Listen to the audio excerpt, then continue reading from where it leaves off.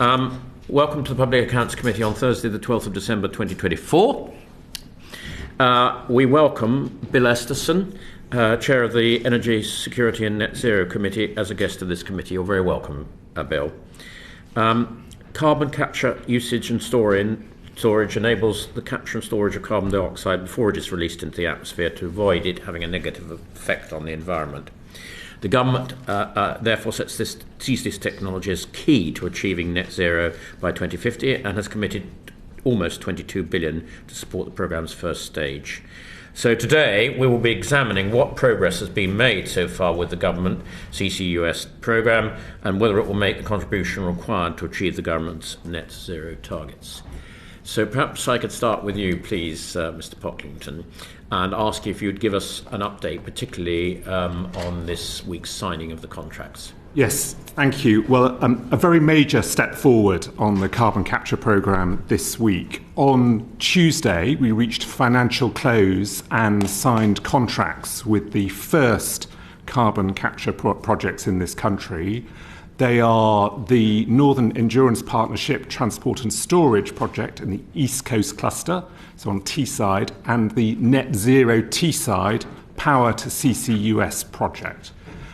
This is the first time in this country we've reached this stage. Obviously, carbon capture is used elsewhere in the world, but this is also the first time we've used a cluster arrangement. The department remains in close dialogue on the HyNet cluster as well, which is the second cluster we're seeking to reach financial close on, and is currently in the final stages of negotiation with the transport and storage arrangement there, but also with two emitter projects, the Protos Energy from Waste project and the hydrogen project, the EETH hydrogen project in that cluster. So the first question arising from that is, have you got a timetable for us when you're likely to sign that second set of contracts? The second set. So we're working very hard. We endeavour to do so in the coming months. I'm not going to set a time frame on that because, in my experience, if you set a time frame on a commercial negotiation, that weakens your hands, Sir Geoffrey. So I'm unwilling to put the department in that position. We need to get a deal that is right for taxpayers and consumers. That's a perfectly fair answer. What detail can you share with the committee on this first set of contracts? We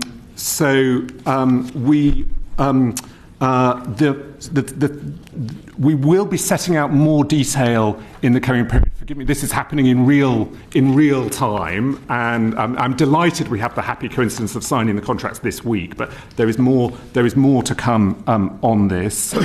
Following our usual practice, in relation to the Net Zero Teesside project, the low carbon contract company, forgive me, there's a lot of technical detail today, but essentially the arm's length body that operates the low carbon part of the electricity system will publish the dispatchable power agreement contract for that arrangement. That is the key detail that we will set out there. The department will also set out further detail soon through a summary of the final business case and the accounting officer assessment around both contracts that we have signed, or both projects that we have completed on this week. Okay, right. Could we just turn to one of the detail of the contracts that you have signed? And one of them, I gather, is for a new power station with CCUS. Right. I believe some eminent scientists have written to your department questioning the effectiveness of CCUS in relation to gas-fired power stations in terms of the increased estimate of the amount of methane, a greenhouse gas, emerging into the air.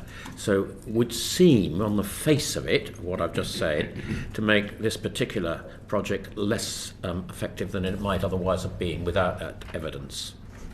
So I'll bring in my colleague to talk about that specific issue. What I would note about this technology, though, is it has been recommended to the government by the Committee on Climate Change, our independent advisors, on the right approach to decarbonise the power sector, and we are confident as an option in doing that.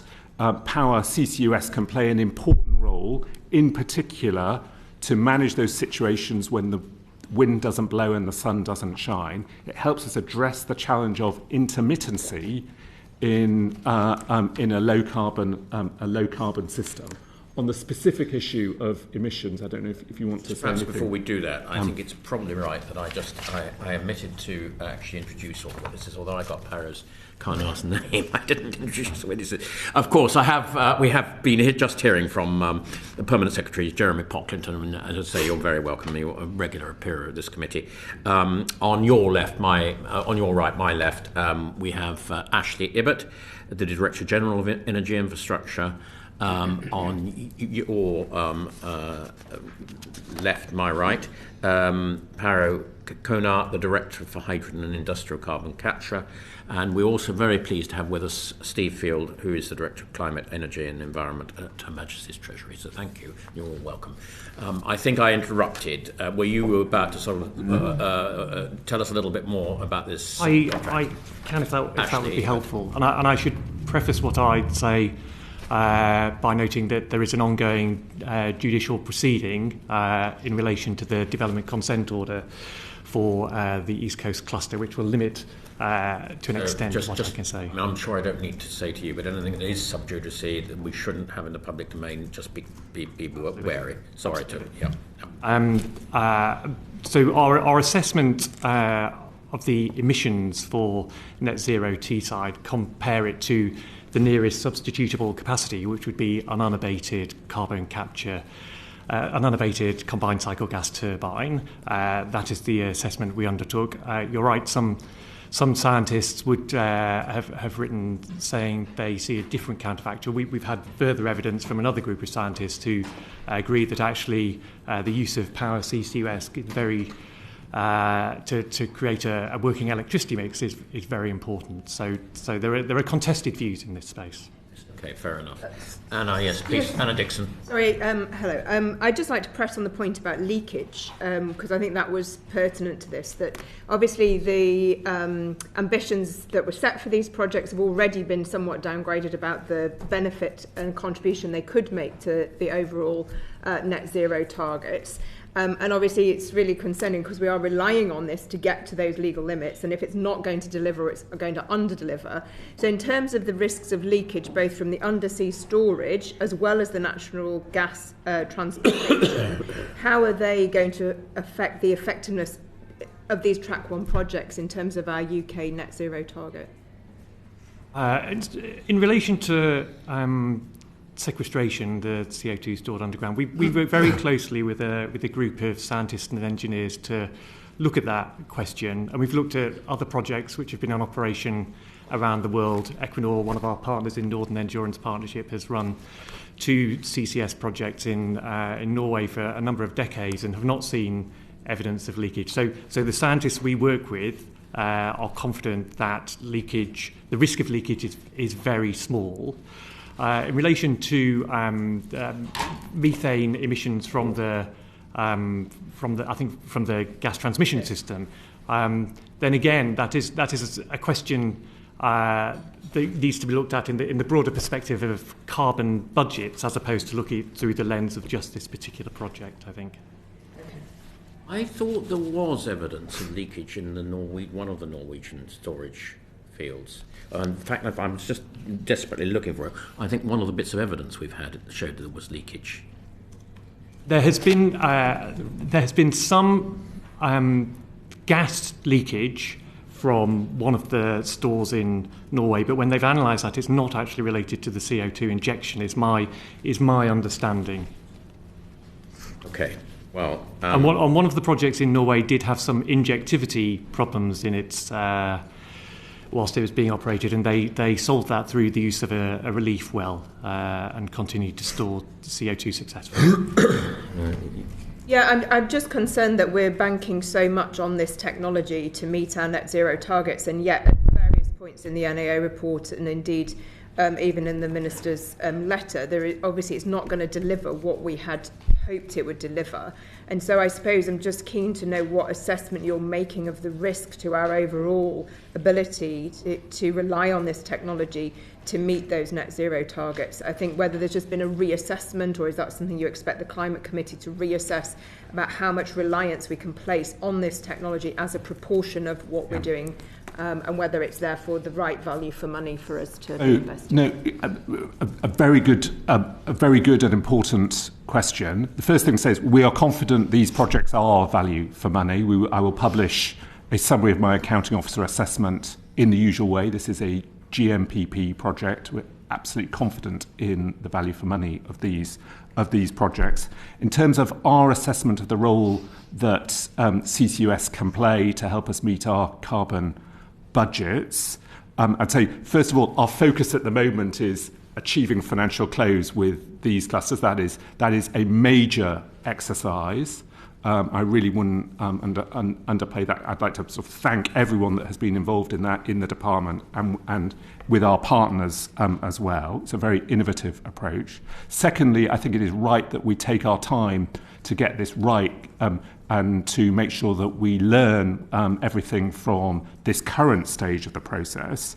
What we have said we will do is that we will set out our plans about the future role of CCUS in the carbon budget delivery plan that the department will publish next spring. Thank you, Chair. Well, the evidence we've got from an Ellen Roberton says, likewise, nothing is proven about undersea storage. On the contrary, only 2 undersea storage sites exist in the world, the Norwegian Sleipner and Snøhvit.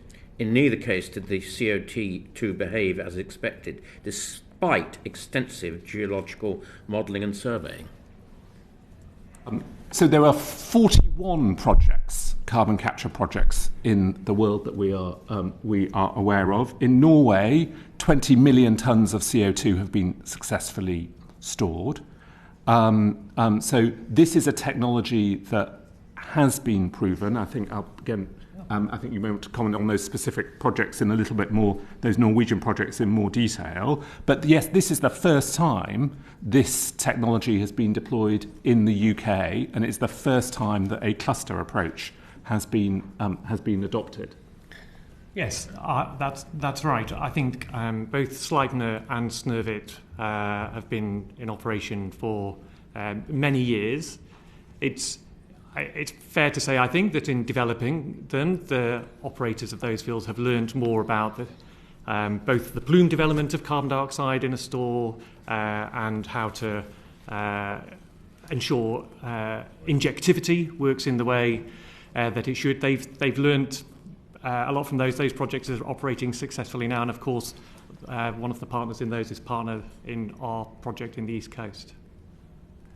Thank you for that answer. Bill Esterson, sorry. Yeah, I'm pleased you mentioned the 20 million tonnes stored in Norway. Can you just say how many years that was over? I might ask Paro, can you remember how long they've Snøhvit been in operation from 1996. So going on for 30 years. So less than 1 million tonnes a year on average. I think it is dependent on the geology of those stores and how those particular stores operate. Geology differs from country to country. Whether our stores operate in the same way is yet to be determined. Okay. All right, Bill. Yeah.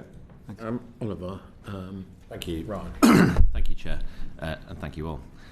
Just to kind of touch on a bit of the history of this, it's hard not to be sceptical about the kind of basis of the industry. It feels a little bit like, to be honest, paying one group of people to dig a hole, paying another group of people to fill it in, and hoping that there's some kind of ecological output to that helps us meet our targets, which politically is helpful because it's a bit of a get out of jail free card for some of these targets that we've got to meet internationally.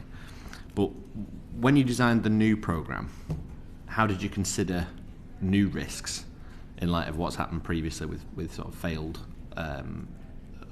auction timetables? I suppose that's for Mr. Pocklington. Should I start off on that? The first thing I'd say is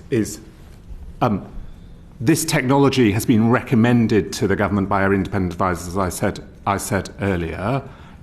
There is a track record of this technology performing in other countries in the world. There are new things about what we are doing here. But obviously, I think you're referring to this fact, there have been previous attempts in this country to get to this stage. None of those projects have got to this stage. There are different things that we're talking about here. Can we find the right commercial arrangements to get the investment in? We failed to do that in 2015, but have succeeded this week for the first time. So that's a sort of 9-year gap. You're also referring to geological questions around the technology as well. So it's important we separate those issues out. The reason the 2015 project failed was ultimately the government at the time made the decision to withdraw funding in the spending round. There was, I was the Director General at the time. Ashley was the director at the time, the SRO, and Paro was also the deputy director at the time. So we have the experience from the past that has enabled us to learn the lessons from that time and have adopted a different approach that has proven to successfully reach the stage now where we can attract the investment in. That has required a very, very different approach. It is ambitious, and it potentially makes this country world-leading at adopting this technology. The projects today are going to be creating over 2,000 jobs in Teesside. I was up in Teesside last week. There would be real economic benefit from these from these projects. I could talk. Do you want me to talk in more detail about the specific lessons we've learned from 2015? Yeah, please, and kind of and what you've done in terms of trying to address safeguards in the new rounds, if you like, to make sure that historic failures, for whatever reason, political or operational, don't happen again. There are a number of I've got 5 lessons. I'm going to give you a sentence on each. So the first lesson is we have adopted a cluster approach.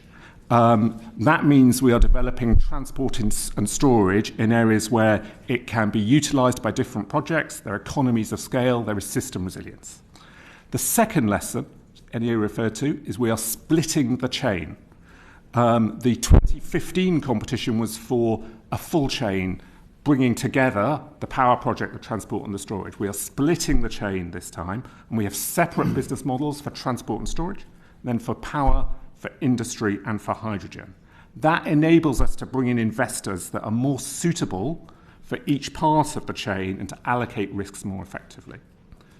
Thirdly, the government has defined an irreducible core of risks that the private sector can't take or will price at an excessive premium, and we are managing those, again, as noted in the report. Leakage risk is an example of that we've already talked about. Fourthly, we have developed a pipeline of projects. That is to ensure competition, that only the better projects can go forward and to ensure the network is utilised. And finally, we have set a whole life budget. That was a key recommendation from the NEO's work following the 2015 project. So it's discussed much at a hearing in 2017 with this committee. We've iteratively set and agreed an affordability envelope for this, for the clusters, and have developed that as the projects have matured. So it's been an extensive series of sort of lessons learned, and we've had a number of independent reports that took place following the last project, including the Oxborough report, and have rebuilt a new approach for this sector. Just on that last point, I suppose, and I realised they were at different stages. Sorry, Chair, if I can't. I realise they were at different stages, but will this round that's been agreed, will this be more expensive than the previous rounds would have been had they been agreed? Because I suppose my caution is that you've got to provide some sort of assurance to an industry that you've built, if you like, or you've created, and you've got to provide some confidence. And the easiest way to do that is to pump cash in, right? Is that what's happened? This approach gives us greater economies of scale and will drive better value for taxpayers and consumers. To assure you, we have not pumped cash in here. That has not been our approach. We've driven a very hard commercial approach with our commercial experts. We're adopting here, though, for transport and storage, this is going to be a regulated asset. So a bit like for networks, for wires and pipes, ultimately Ofgem as the economic regulator will need to regulate for the appropriate return for these assets. I don't know if Ashley wants to say more about the comparison to... I'd be happy to. I think it's worth reflecting in the competition which I was responsible for at the time. We were resting all of the arrangements Jeremy's talked about there on a contract for difference model. So we had a funding model for the end-to-end chain, and obviously we learned from that the challenges about cross-chain risk, which is part of why we've developed the new approach. In terms of a comparison with now and then, obviously at the stage we cancelled the competition, we had not actually received the final bids from the projects involved, nor undertaken a value for money assessment. So I can't really draw a direct comparison. So, I mean, I share my colleagues' scepticism about this technology. Given all those sort of change of policy that you've had, and this is still a big project that you've signed this week, would it not make some sense to just pause, let's see how this first one goes, before rushing in with, no doubt, some taxpayers' money into the next lot? So there is a balancing act to be struck here, is what I'd say for the committee when it's considering that approach. And obviously, it is right that we are continuously seeking to improve and to learn from what we are doing, rather than always just moving straight on to the next project. And that is what you'd expect us to be doing as a responsible department. But this is also an industry that we are seeking to develop and to maintain confidence, to build confidence in the industry. The private sector has invested about £1 billion at its own risk. And it's only this week that some of those investors are starting to get confidence that they will get a return and the contracts have been signed. So we need to continue to nurture this industry. So it's about progressing at an appropriate pace. That's why I came back to the question earlier from your colleague on the committee. What we're going to do is, we need to focus on completing our work on the HyNet cluster, and then we will set out our plans about the role of CCUS and the next steps forward in the carbon budget delivery plan next spring. Had you finished, Oliver? Right? If I could just briefly, I know I've got question 3 as well, and it's kind of was it relevant in here? I wanted to ask about the lifetime budget. Yes, please. I want to ask a question. Yes. I was going to ask the lifetime budget, but if you wanted to go first, I get the point that this is innovative and new, and sometimes one has to take a risk.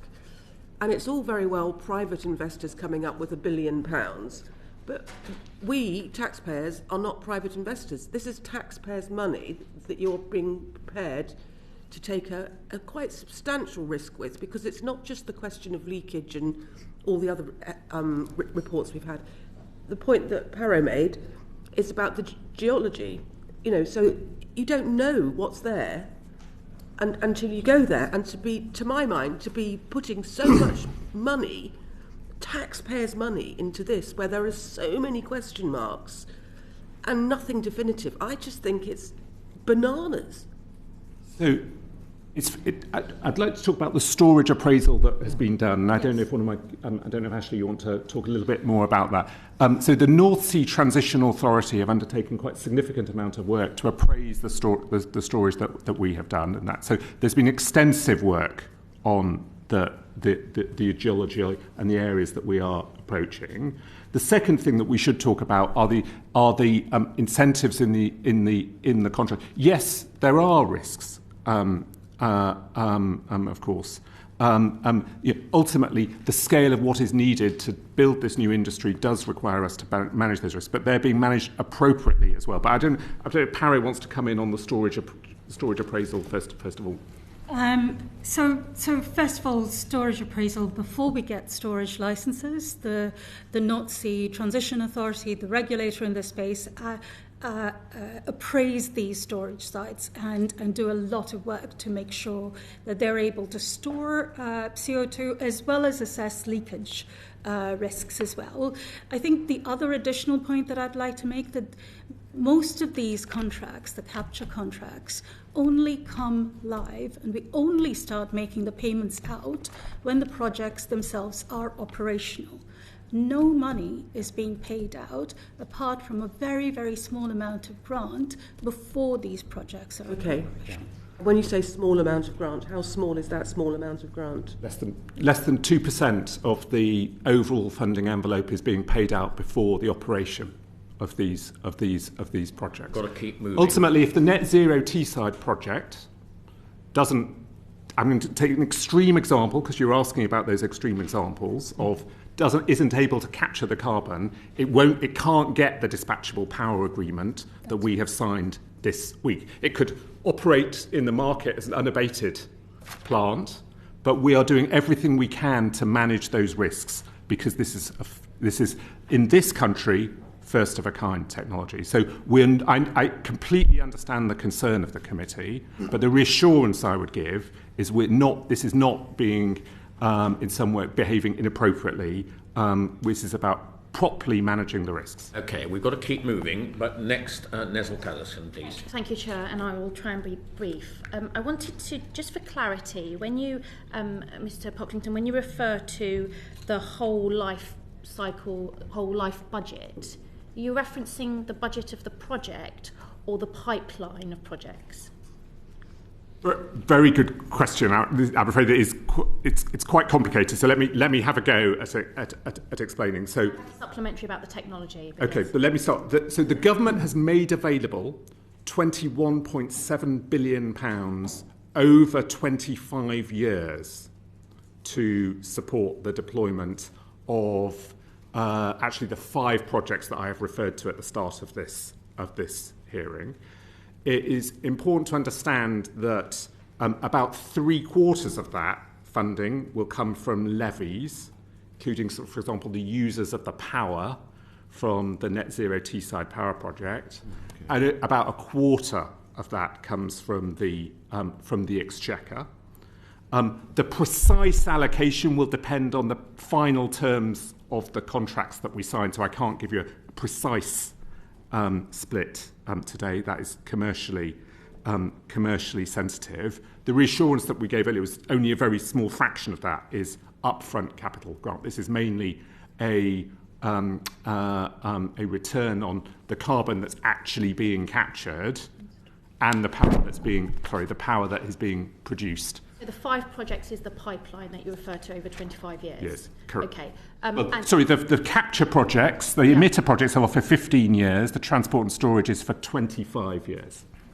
Okay, but the pipeline is over the 25 year. Yeah. Okay, my second question was a point around, this is a moving field. Technologies evolve almost all the time, and a project plan over such a long period of time, when you talk about an envelope of money that has been agreed, whether it's from the taxpayer, privately funded or through levies, it is at risk of changing envelope because of the cost of changing technology. I just want a sense of to what extent does the department consider that as a risk or as part of the baseline of agreeing those budgets or having an envelope when making those assessments? So the contracts themselves, the capture contracts are fixed price contracts. So when we do get into the contract and they start producing, there is a fixed price that is allocated. And any construction costs escalation are at the risk of the projects themselves. In the obviously the technology risk and the operation risk of those projects, they're yet to be determined. We don't know. But as I said right at the beginning, we have done a lot of technical assessment on these projects before we have signed these contracts. And also there has been a lot of the projects themselves have signed EPC contracts, which binds the technology provider to certain terms. Do you accept that for a 25-year period, if carbon capture is a key component of the government's commitment to reducing carbon, and over a 25-year period, if technology changes, which inevitably it will, get better, there may be a cost associated with that, and therefore there is a risk that is difficult to calculate and build into the baseline? So you're talking about technology costs falling over time because they improve. Over time, but they may initially be more expensive too. And 25 years isn't a long period of time for evolving technology. So initially, what I said was even if they get more expensive and the cost of the projects rise, that is capped to the strike prices that we have offered in the project. So government won't see those cost escalations for the capture projects. For that's whatever contracts we have signed at the time of FID, the capture projects prices are capped. For the transport and storage side, any cost escalation, the private sector bears 60% of those cost escalation, and the government bears a smaller proportion. Ashley. Thank you. I just wanted to draw a parallel, if I could, with what we saw happen in the development of the offshore wind industry. Well, I think, again, our learning for this process draws from that, where we saw the costs really driven down through deployment. So turbines got bigger, cost of capital went down, there's commoditisation of the industry. Now, lots of the technologies used in carbon capture and storage are well-established technologies. Compressing carbon dioxide and moving it through pipes has been happening for decades, but bringing those technologies together in the way we are doing through these clusters with mixed users on a network, that's new, and that obviously carries some risks as you integrate that technology. We also invest quite substantially in research and development ourselves to try and drive down the cost of the industry in the future. So we do see a trajectory for cost reduction in the CCS industry as well. Okay, Oliver Ryan, please. I'll try and be a bit brief on this. I suppose a lot of what I was going to ask has been covered by my colleague. No, a good line of questions. You mentioned before, Mr. Pocklington, about a value for money judgment coming out at a later date. I suppose, what do you say to those people that say, look, this isn't really about the value for money. This is the cost of being able to abide by international targets on carbon reduction. This is the cost of creating jobs in industrial heartlands. This is the cost of pitches in hard hats for politicians and people back in heavy industry. It's a lot of money, and it's not necessarily the most efficient spend of money, but it's the cost associated with doing those three things. I'm a bit heartened to hear that a quarter of the funding is from the Exchequer and 3/4 are from levies. I didn't know that was the figure. I think that would be helpful in the sort of PR battle of trying to make the case for this. But do you see that as an accurate assessment, that this is just the cost of doing business, as opposed to, and the right thing, as opposed to doing it as a genuine kind of efficient, economy-leading industry?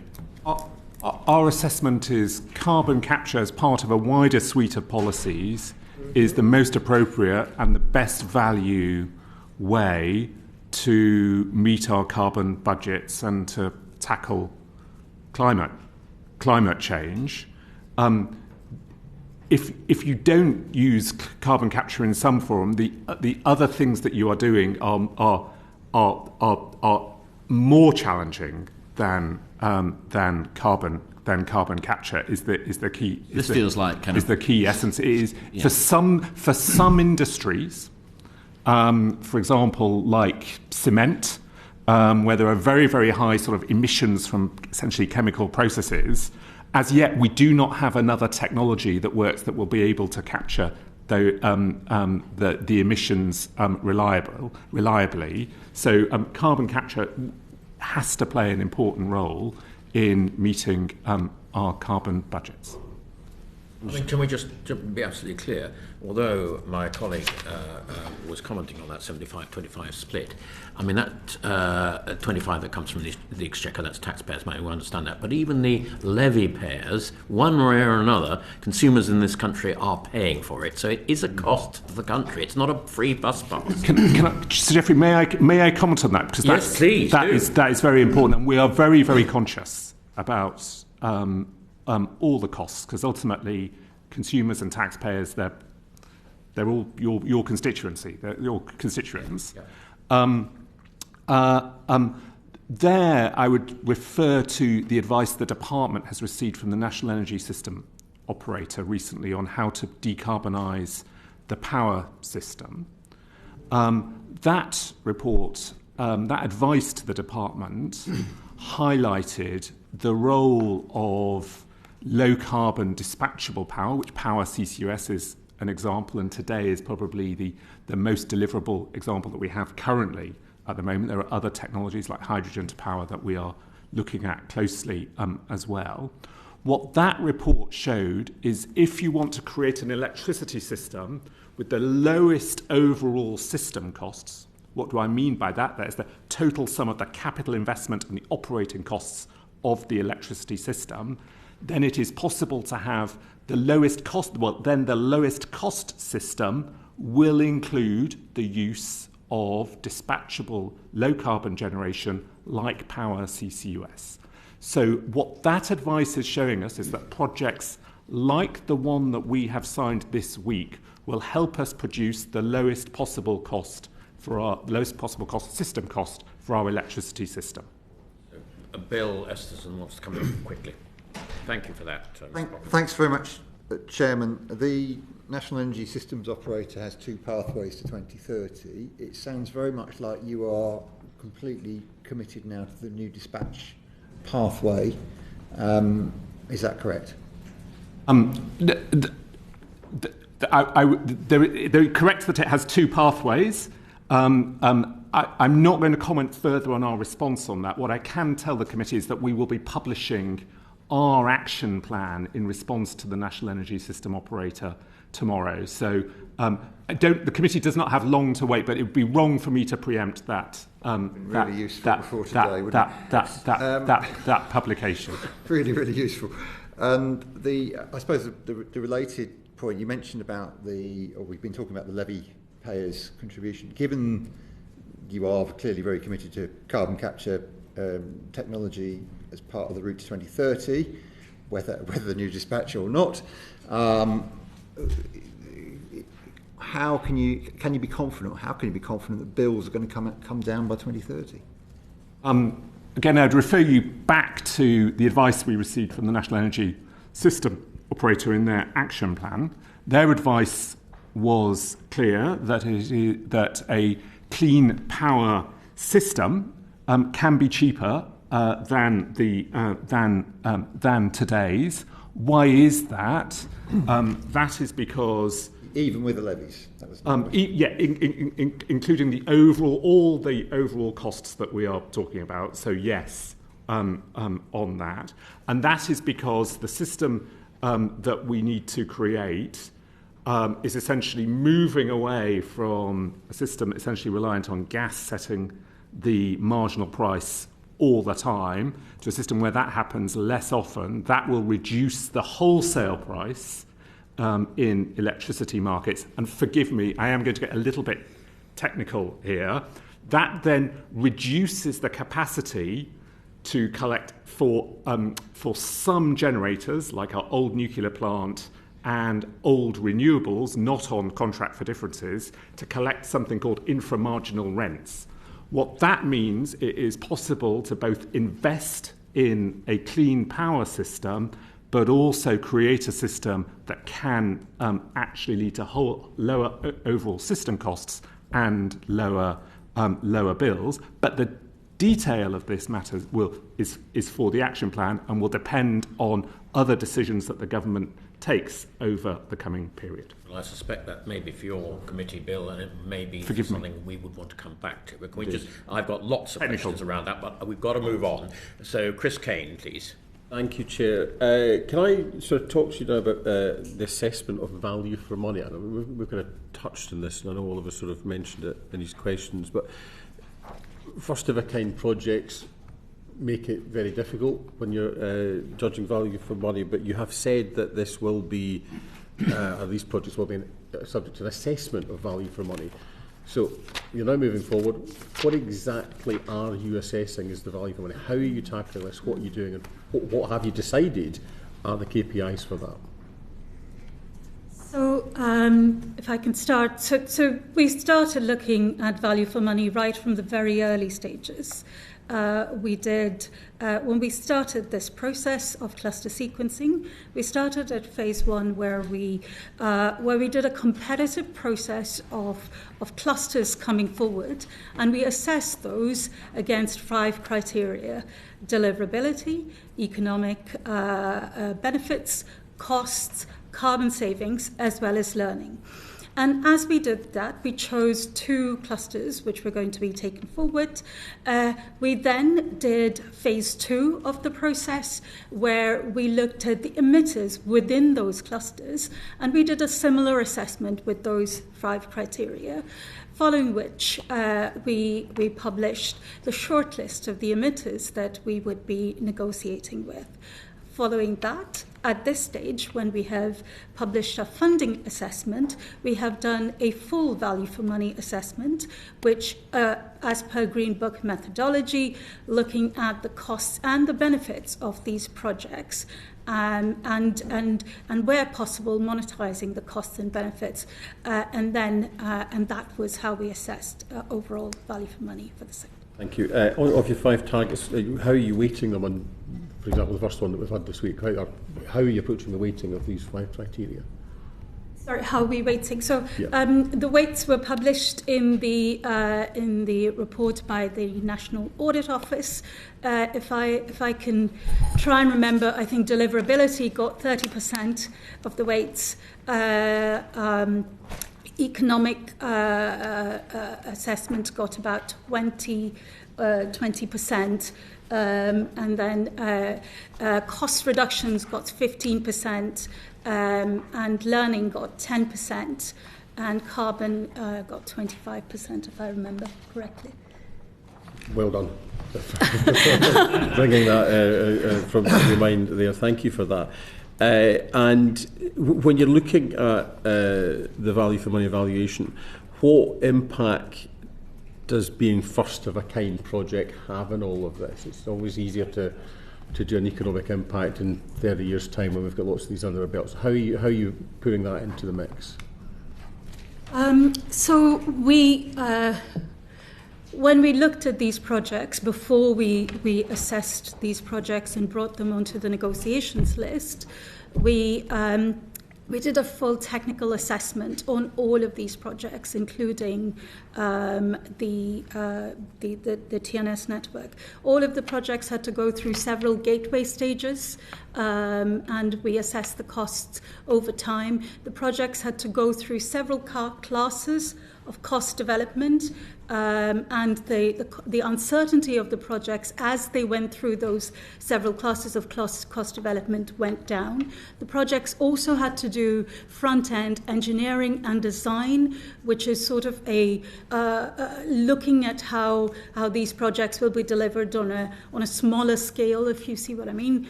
And that is also how we tested the costs and the evolution of these projects. And can I ask, not going ahead with a project is obviously a consideration as well. Could you talk about that? How does that factor into your thinking?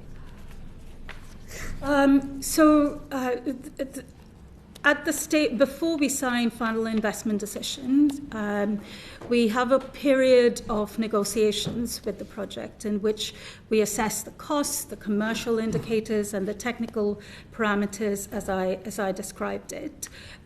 Only if the value for money tests and the affordability tests are met do we go ahead and we sign a final investment decision with those projects. If following that projects do not go ahead, as I mentioned right at the beginning, they only get paid once they are operational. So it is only at the operation stage and when they're capturing and the carbon is stored that the payments actually start flowing out. And if projects, and obviously there are operation criteria within the business models, so such that in the contracts as they're operating, if projects are not performing according to the operation criteria, then they might get lower payments. They might have to take remediation action. In extreme cases, there might be contract termination. So there are lots of protections within those contracts to allow us to do so. And before we get started with the projects, many projects have to meet conditions precedent. So they need to prove that they're able to start and capture at the rate that they've set out to us before we actually start. And I suppose there's always a case when you're talking about a theoretical future contract that you will sit and say none of these tests have been met. You've obviously had good news this week that you're moving forward with one. What if you maybe just talk about getting that over the finish line? How did you find looking at these 5 targets in relation to this particular project? What was difficult? Just your general observations, because you've been working hard at this recently. Do you mean what's been difficult in terms of? In terms of judging the economic benefit, my instinct is judging the economic benefits an easier one to be theoretical about it. But in terms of the deliverability, but you've now got your 5 tests. You've got one project over the line. Your reflections on the tests themselves and how easy it was to actually say yes, we're quite happy with this. We're going to go ahead. The department is also planning to do a lot of monitoring and evaluation of these contracts, and we've got several processes set up to do that. So there's a process evaluation that we will do, which will look at the way in which we have allocated the contracts and any improvements that we can make there. And then there will be a monitoring process of the contracts in operation, which will not just look at how the projects are behaving, but also the benefits that we'll be getting out of them. Okay, I think that's me. Thank you very much, Chris Kane. Bill Esterson. Thanks very much, Chair. The NAO report says that when the government changed its plans for the use of CCUS and significantly increased the contribution in order to get to net zero, this should have seen changes to the programme design, but that didn't happen. Do you accept that criticism, and can you explain why?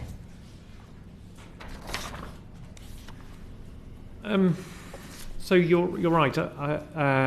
We increased our ambition for carbon capture usage and storage, I think, in the net zero strategy of 2021, which is when we looked at how we could achieve net zero most cost effectively. As with any programme in government, we have to scale what we do to the scale of the challenge, but also manage the use of public resources effectively in doing so. And so I think we've tried to strike the right balance in bringing forward the first 2 clusters whilst working with potential subsequent clusters as part of that ambition. Okay. And your estimates are that the 8 projects currently under negotiation, or indeed now beyond negotiation as of this week, will capture and store a maximum of 4.9 million tonnes per annum. That's less than a quarter of the total target by 2030. 2030, what is your response? How would you intend to make up for the shortfall? So through the first two clusters, we're developing over 8 million tonnes of storage potential.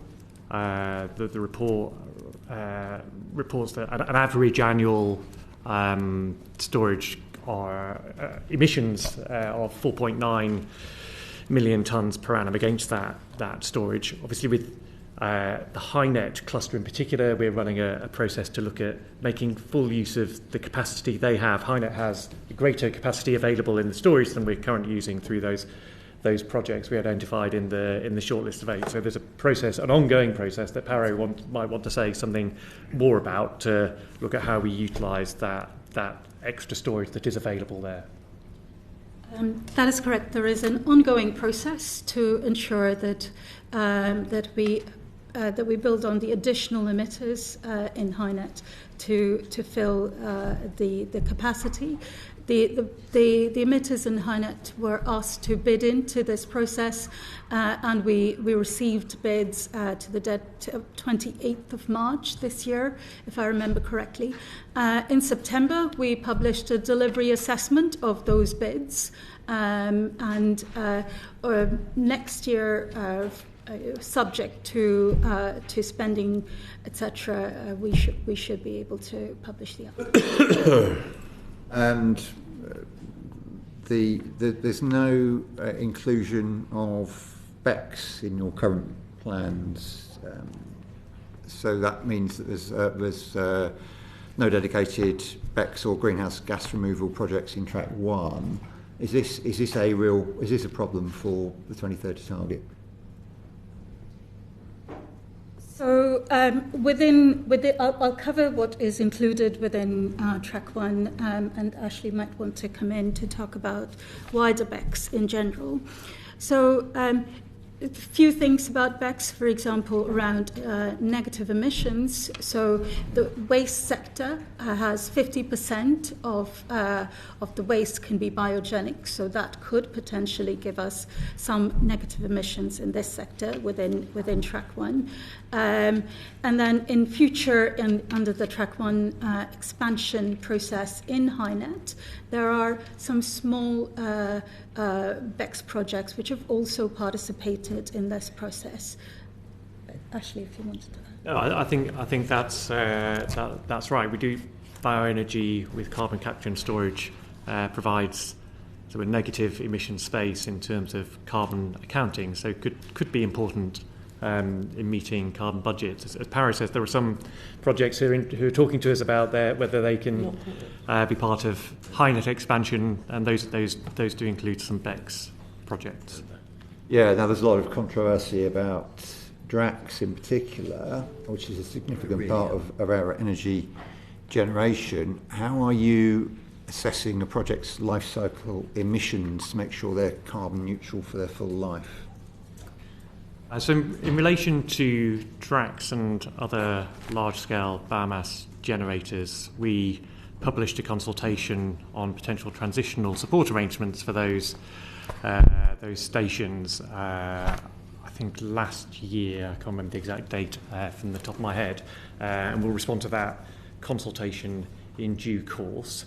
Any assessment we make over the life cycle of the carbon budgets will take account of that the full carbon consequences. Yeah. So its licence, I understand, expires in 3 years' time. DRAX is renewable subsidy. The renewable subsidy runs out in 3 years. Subsidies run out in. So presumably that 2027. assessment will need to be done well before that. Yes. Because, I mean, let's just be clear about DRAX. It emits 6.5 million tonnes of pellets each year, and 12 million tonnes of carbon. It's had £10 billion worth of subsidies from 2012 to 27. I mean, I must say, I think bringing in pellets from abroad, denuding the forestry of those countries, and not counting it towards our emissions, I think the whole thing just makes no sense whatsoever. The biomass Drax uses is Yes. subject to full audit to ensure it's sustainable. It's the wood pellets they produce a side product from wood that would otherwise go to waste, and that process is audited through Ofgem as the regulator. Why doesn't it count towards our emissions targets? And so sustainable biomass we consider to be emissions neutral because the life cycle will replace. We could argue about that, but it's not really sustainable, is it? Because you plant trees, they lock up carbon, they emit the carbon, so it's not sustainable at all. But that's another subject for another day. I just do say this morning that I think Drax's arrangement is barking. I really do. Anyway, that's just my personal opinion. I agree with you. Well, we don't want to get into that. Right, Clive. I was going to come to that before we're. Well, I think we've knocked it on. I think we've knocked it on the head. Clive. I had another question. Clive. It's all right. Clive. Are we making sure that each part of the overall project is consistent with achieving net zero? Are you monitoring each part to give assurance on that? We are. I mean, Paro, do you want to talk about the cluster sponsorship function we're setting up to do precisely this task? Yes. So after the clusters have been provided final investment decision, the department is setting up a cluster sponsorship function, which will look across the cluster and look at the operation of these projects when they're in operation across the cluster, not just the projects, the TNS. And we also have a interregulatory forum which we have set up, and regulators for each of these areas, for each of the projects, NSTA, Environment Agency, are going to be part of that and share learnings and understanding. Right. And in terms of the value for money that comes from them, is that based on the initial project, the initial contract you're signing, or is it on the assumption that further similar projects will come and will learn from the initial implementation? Sort of what I was trying to. So we need to ensure that the first clusters are value for money on their own terms, as it were, Mr. Betts, and that is against. It is though based on a net zero compliant counterfactual, which I'm sure committee would understand. We need to make sure that the alternative that we're comparing it to is also consistent with achieving net zero. There then, of course, are wider benefits that accrue from establishing the technology and further expanding the technology over time. Yes, probably ask the Treasury confirmation on that then. This is absolutely, the Treasury accept that each of these projects, standalone, is value for money, and that you're going to get super value for money if further similar projects follow on. I mean, I think as Jeremy said, you need to assess the value for money for this project and this programme against the counterfactual of a net zero compliant pathway. And it is clear that if you want to have a low cost pathway to net zero, CCUS is part of that mix. And looking at localities, and concentrate on the energies which are hardest to decarbonise, do they fit together naturally? That you're picking those industries and also certain localities where maybe the storage is there. Is there a consistency of approach there? Shall I try and pick that up? So there is, if you look at where emissions are concentrated, point source of emissions are concentrated in the United Kingdom, they do tend to be geographically clustered. The East Coast cluster there's a large volume of emissions. I think it's the largest region by emissions, I think, in the UK. The same is true for Hynet. That is a source of concentrated emissions.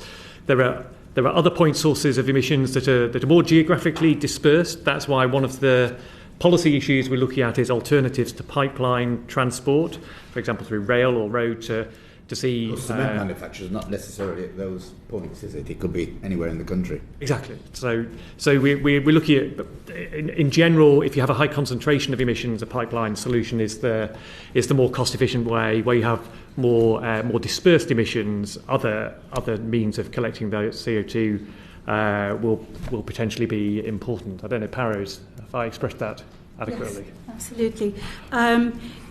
The reason that the cluster process works really well, and indeed this is something that we've been talking internationally, and other countries are very interested in deploying CCUS this way, is, again, the NAO report pointed out, the level of infrastructure build out will be more limited. You need to build smaller pipelines to access the emissions, and as they're close to the coast, shorter pipelines to get to the We're certain the whole thing will work in value for money terms, where it's looking at more isolated individuals.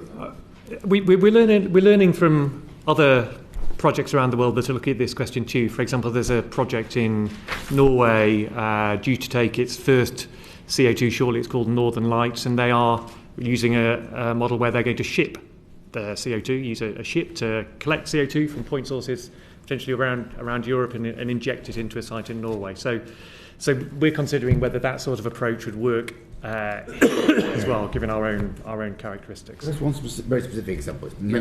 It's sort of energy from waste has been mentioned. The department, I think, wants to move towards heat network zoning, where houses, businesses are connected to heat networks. There is, as I understand it, an advanced zoning programme about to be launched, which affects my constituency. Shepherd's one of the pilot projects, where you've got energy from waste and biomass. Is carbon capture going to be looked at as an integral part of that sort of project? Well, heat networks will play an important role in decarbonising heating in dense urban areas. So your constituency would be a good example of that. Central London is also an example. Some parts of sort of central London as well. Sometimes that can be combined with the other technologies that you have identified. I think what I would emphasise, though, in terms of carbon capture at scale, I would focus on the clusters that we have identified in the department, that the Track 1 clusters and that we're talking about today, East Coast and HyNet, and then the Track 2 clusters, Acorn and Viking as well. That's where we are focusing our greater effort at the moment. We are thinking about how to deal with some of these challenges around dispersed emissions and some other areas of the countries where there are there's a high density of emissions. South Wales would be another example of that. Different sorts of solutions might be appropriate there, but we need to move and then learn as we're going, to come back to some earlier themes as we've discussed in this hearing. There's no use actually expanding energy from waste if you don't deal with the carbon capture. Surely at source, you think about it as an afterthought. We're not doing it right, are we? We think carbon capture can have a role in energy from waste, in energy from waste projects. I don't think it's not the department's business that every energy from waste project for the next period is going to have carbon capture. No, it's not. We're not mandating. We're not mandating. That's correct. And there's been a consultation under the UK ETS scheme to expand the scheme to energy from waste, and we are assessing the results of that consultation, and we'll come back to it in due course. Chair, may I just come with a short follow-up? And apologies, I had to step out, so please, if this has already been covered, please say. I just want to go back to this value for money point, and perhaps get Mr. Field just to go a little further. You talked about a counterfactual. I'm afraid I didn't understand what the counterfactual was. But surely in weighing up value for money of these sorts of projects in terms of carbon emissions, we should be looking really at the sort of, power output per, £1 million of investment and the sort of relative strike price if you compare it to, say, wind and solar or the strike price for nuclear. And so I was just wondering, from like the work you've done on the Track 1 projects, that once operational, what is the projected reduction in carbon emissions per, say, £1 million of investment? And how does that compare to the counterfactuals that I guess I would be interested in, which are other green infrastructure and energy projects? Is that for Mr. Field, or is it? Can I start? I answered this a little bit with Mr. Esterson's question earlier. You made me know. So the National Energy System Operator have undertaken some analysis as how to essentially produce a clean power system by 2030 and beyond. What that analysis shows is that low carbon dispatchable power, like power CCUS, can actually lead to a lower overall system cost for the power sector as a whole. That's the total sum of capital costs and operating costs, than a system just based on renewables. It is not possible just to compare strike prices in that in the way that you outline. We haven't got a strike price for the dispatchable power in the dispatchable power agreement. It's a different sort of contract. For renewables, we want them to run, we want them to operate essentially as much as possible. For this plant, it should run. It shouldn't run ahead of renewables, but it should run ahead of unabated gas. So it is a different place in the merit order and needs to be incentivised differently. The final thing I would say is just to give you a sort of rough comparison, yes, is the Net Zero Teesside project is roughly equivalent, provides the same benefit to the system as approximately, I think, 6 gigawatts of offshore wind. So although it's a single plant, it's 740 megawatts, it provides the equivalent value to the system as 6 gigawatts of offshore offshore wind. And if you take into account the level of public subsidy, do the sums still add up?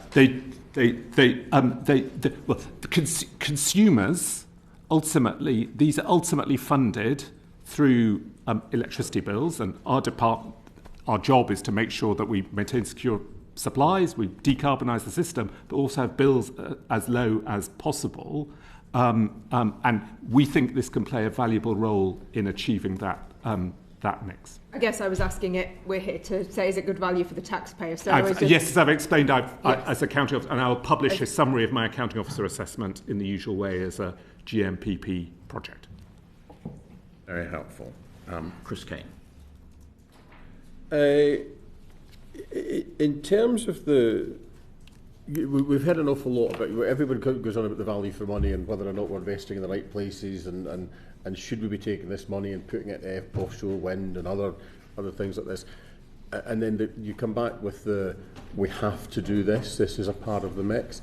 How are you ensuring that you are focusing on these projects that are hardest to you can't do it another way? How are you ensuring that this money is going particularly in this area of the industry that is the hardest to get, that we really must invest in? It's a very good question.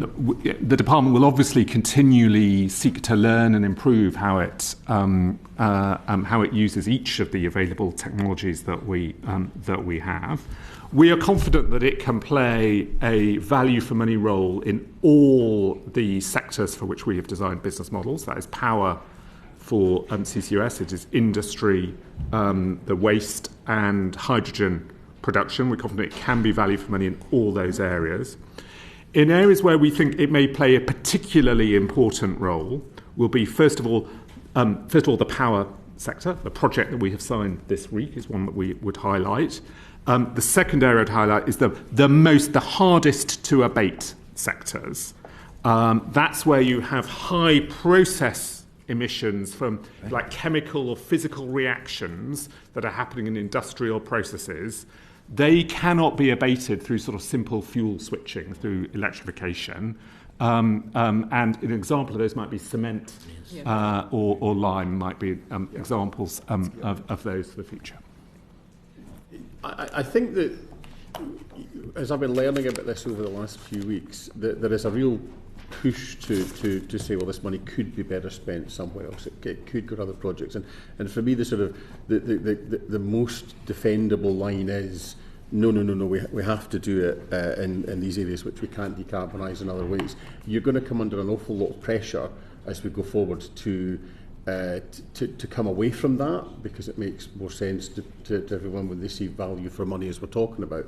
How are you going to stay the course, if you will, to ensure that is your defensible line? We have to do this. We're targeting the hardest to reach industries that need this. I think it's absolutely the right question, given the scale of investment that is required. As set out, we're confident that the projects that we have reached agreement with are good value for money, and we're confident that we will get to a similar place on the HyNet cluster. But as we are assessing projects, as we're assessing clusters in future, we're going to have to focus this technology on areas where it is most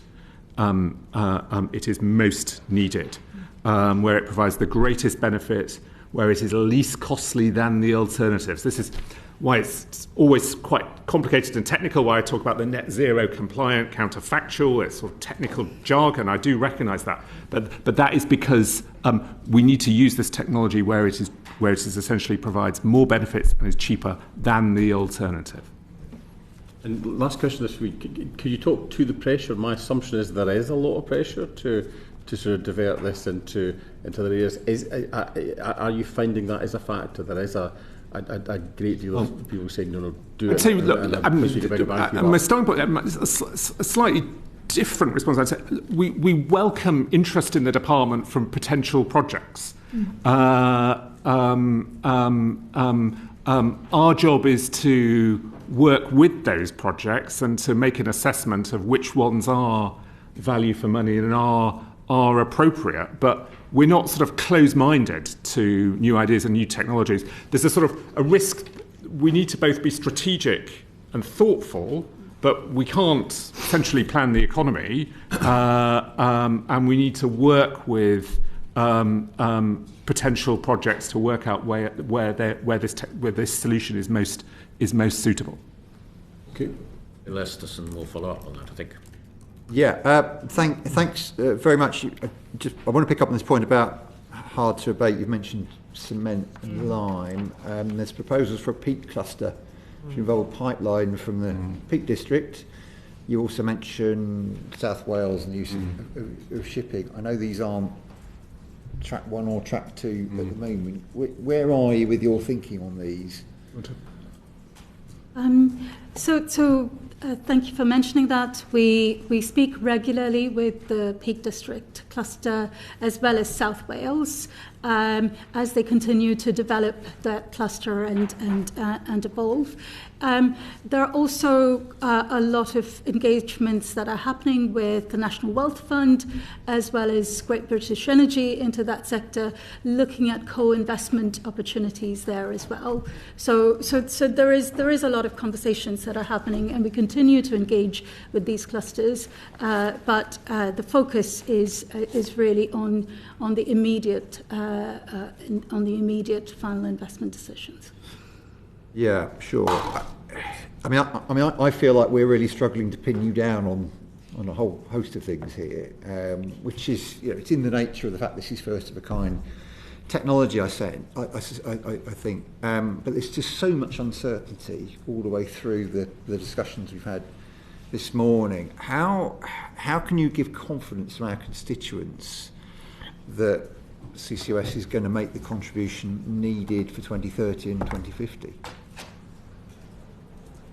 So in relation to the contracts we reached financial close on earlier this week on Tuesday, we are working with highly credible industry partners. I think that are reaching financial close has unleashed £4 billion of investment, construction jobs in Teesside, and they are confident they can deliver these projects to time and to budget, and we've set in place mechanisms to incentivise them to do just that. As we said earlier in the hearing, if If the emissions aren't being captured, then they're not getting paid. So the incentive on them to build to time and to budget is very strong. They have a lot of experience of this industry, not in the UK, because this is our first step in the UK, but these are credible partners with a track record of delivery. Well, I'm glad you said that, because when I asked earlier, 20 million tonnes in 28 years, we need to do 20 million tonnes a year. I mean, it is a completely different scale. Yeah. The scales are different. The projects that are in operation in a way are designed to capture the amount of emissions associated with the whatever technology or processing it is they're doing. You're right, for these projects, it's this cluster. It's the scale we're talking about is larger than perhaps any single project in the world. But the multi-use, the use of the cluster, enables us to make the most efficient use of the infrastructure we're putting in place. Okay. That's helpful. I mean, is there a plan B if this doesn't work? 2030 is not very far away. 2050 is not very far away, actually. Well, I think our assessment is that this technology does work. It's shown it can work in projects around the world, and so that's why we've made the investments we have. Yeah, I feel like we're going to get the same answer every time to every question, Chair, unfortunately. So, when you're measuring these projects, how do you measure the whole life cycle, the project's lifetime cycle? In other words, do you take everything into account, all the transport that emits carbon, all the tunnelling that emits carbon? How do you measure all the associated activities to actually assess how effectively these projects are doing in terms of removing carbon? So when we assess these projects, we take into account the costs of the projects as well as the carbon emissions as they are reported by the projects themselves. In terms of lifetime emissions and overall emissions for the pipes, etc., those are not quantitatively measured, but we look at it qualitatively. Why are they quantitatively not measured? Because surely the raison d'etre for these projects is to remove carbon from the atmosphere. That's the whole. So if you're not measuring all sources of carbon being produced in the construction, surely you're not measuring them properly. Yeah. So we do measure the carbon that is captured and that stores, and there are processes and specific measurements which allow us to do so. The steel, etc., that is produced may be produced in a different country, or the supply chain may be done in a different country. So it would be very difficult for us to measure every single unit of carbon that is used to build these operations, depending upon where they come from and how they are incorporated in the units or the projects. With great respect, that sounds like a bit of a cop-out. It surely should be possible to measure the cost of producing a ton of steel wherever it is produced in the world. I think the answer to that in part lies in our overall framework for carbon emissions through the carbon budgeting process, because that does capture all emissions in this country, and as countries deliver their own nationally determined contributions as part of their drive to net zero, then emissions within their jurisdictions will be counted in that way too. Emissions associated with production and so on can be it's an inherently complex task because where do you have to decide where you're going to draw the line, which is why looking at it in the context of the overall carbon budgets allows you to tackle the problem in a different way. I'm going to add a further layer of complication, if I may. Right. Forgive me, Jeffrey, you've opened this up, which is the government is introducing a carbon border adjustment mechanism, which we've committed to introduce, including for the steel sector, from 2027, that will capture essentially the risk of carbon leakage associated with sort of carbon-heavy steel being produced in another country and being imported to this country. That's very helpful, thank you. We'll move on. Chris Kane. Yeah, can I take you on to the sort of next steps? I mean, so you've got the Track 1 projects, you first one announced this week, you've got your Track 1 expansion projects, and then you've got your Track 2 projects. So just kind of start with all of them. How confident are you that the Track 1 projects are going to be operational by, I think it was 2027 to 2028, is that correct? So how confident you are in that timeline? So that's right. We're now setting up a system of arrangements in place to maximise the chances that the projects are delivered on cost and on schedule. That is essentially being done in three ways. That is being done, first of all, through sort of incentives in the contract. Ultimately, if they want to be paid, the projects need to be operational. That is quite a strong incentive to deliver on time. Secondly, it is through a system of regulatory oversight as well.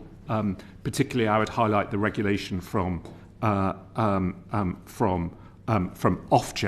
around this. They also have a system of oversight of financial penalties that they can put in place to oversee delivery. But thirdly, obviously, also the department is developing a cluster.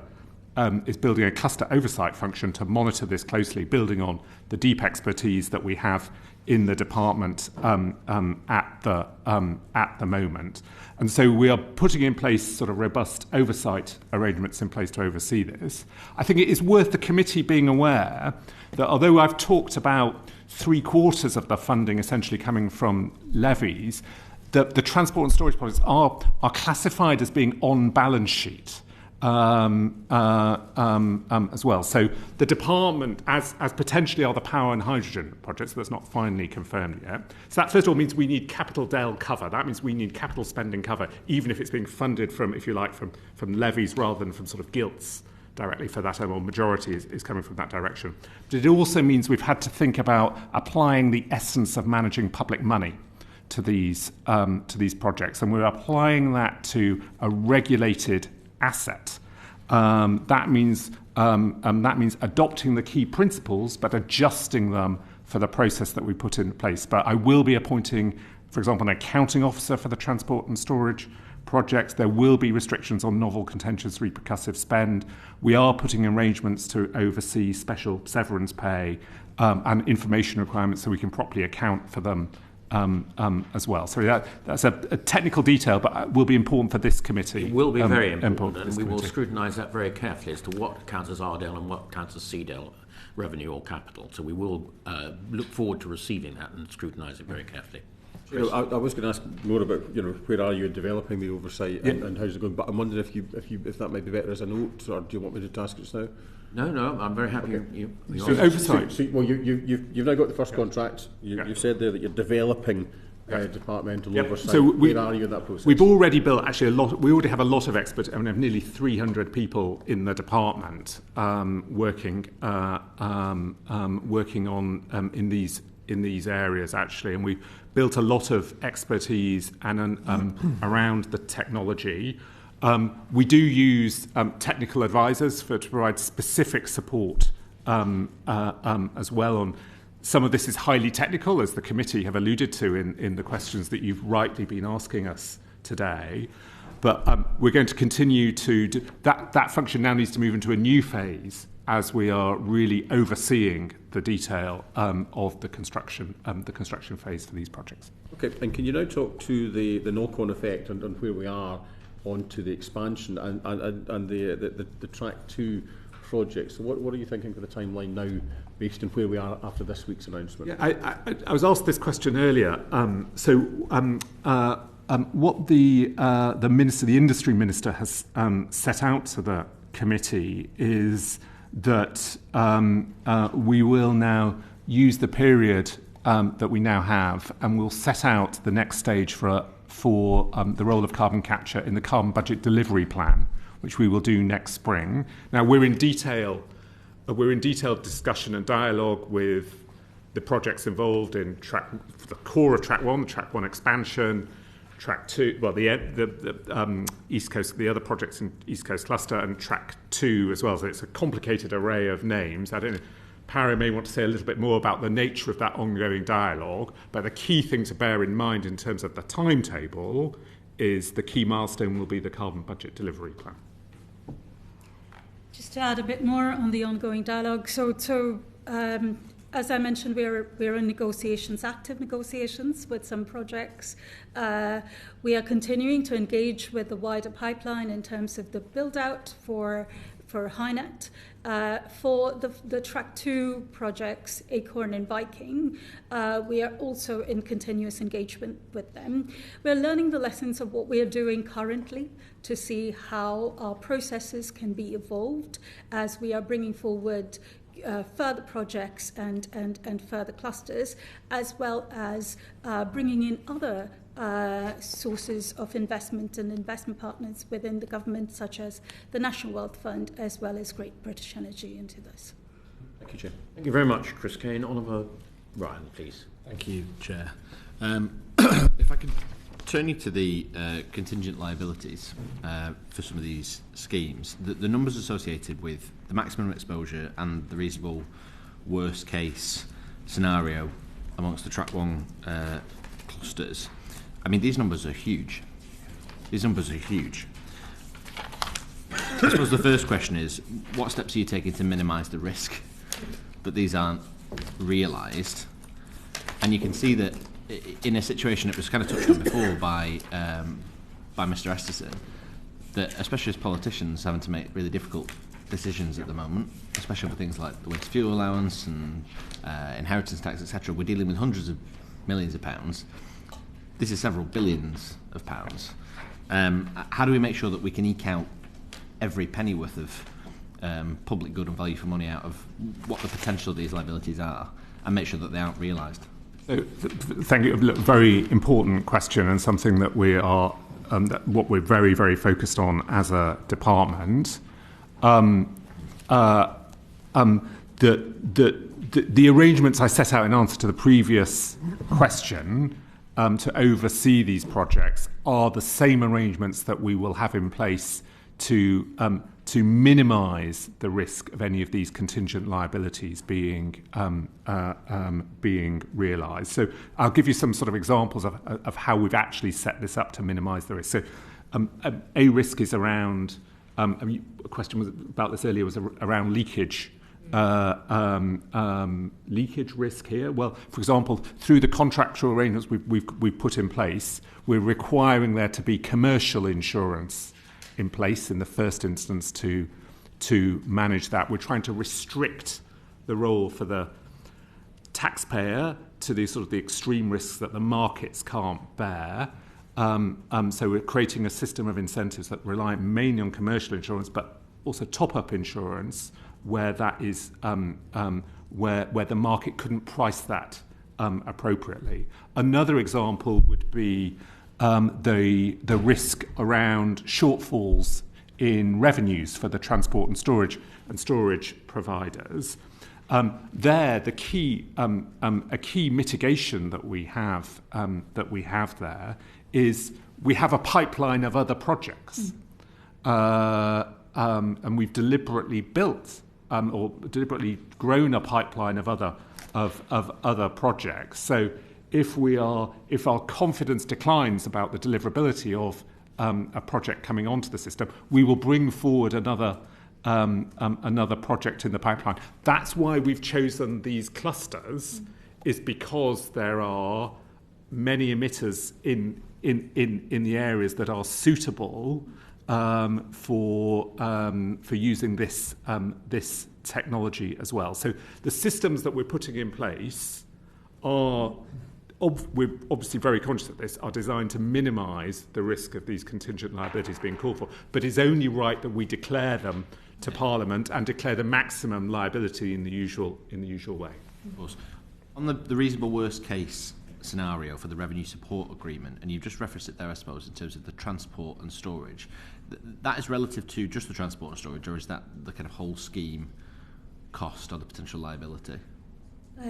So the reasonable worst case for each of those areas, so the supplementary compensation agreement is relevant to transport and storage only because that's his transport and storage. Specifically for the revenue support agreement, That's about transport and storage. The revenue support agreement is about transport and storage. Right, it is specifically transport and storage. Right, okay, which you feel you can do because you can kind of move. But essentially, that is, if you like, providing an assurance that there will be sufficient carbon coming into the network that the investors in the transport and storage can earn a regulated return, but can earn a return. Otherwise, the risk that we're asking them to bear is a risk that they build a network and no one uses the network.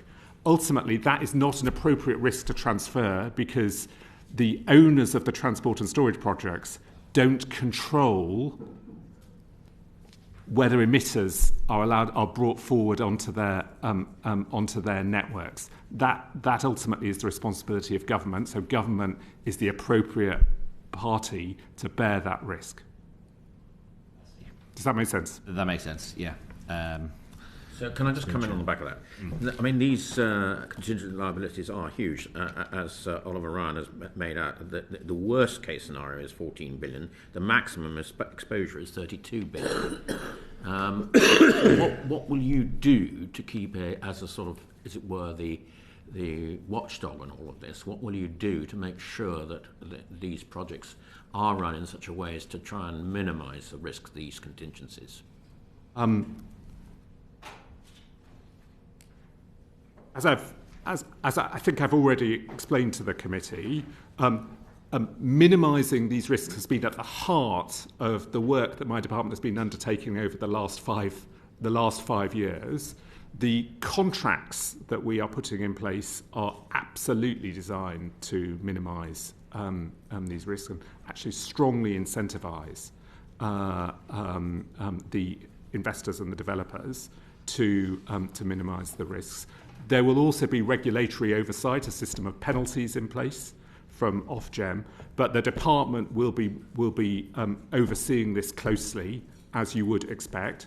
There are actions that we can take if we think the risks are materialising.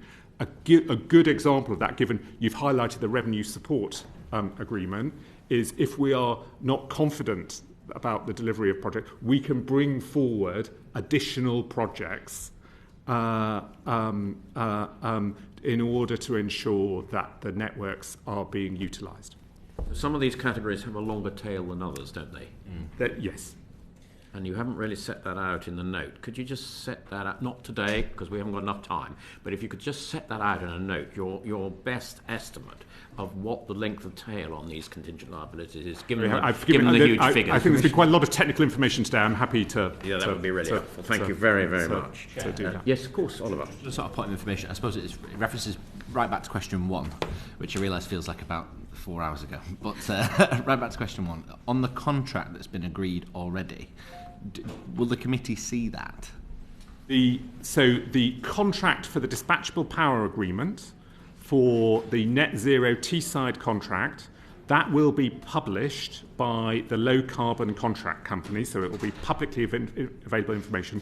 There will be some very commercially sensitive elements that will be redacted from that, but that contract will be published. I think we're also publishing the economic licence. I think will be published as well as the revenue support agreement will be published. Will be published as well. For which are the key documents to understand how the transport and storage projects. That's what worries me, the revenue support agreement side, because I realise that the next two along, the two biggest, are sort of associated with decommissioning or this not going ahead, and I feel like we're sort of slightly too far down that track. They're different sorts of risks. Yeah. No, you're right to be very focused on the revenue support agreement. My worry, I suppose, though, is that people have to do this because government tells them to do it. They then do it and government pays them to do it. They then put it back out and government gives them more money to sort of do more of it later. And then the sort of cycle goes round, and at every stage the taxpayer pays. The assurance I give you, look, we are asking investors to take considerable risk here. I've referred to the £1 billion they've invested at risk to date with no guarantee of return.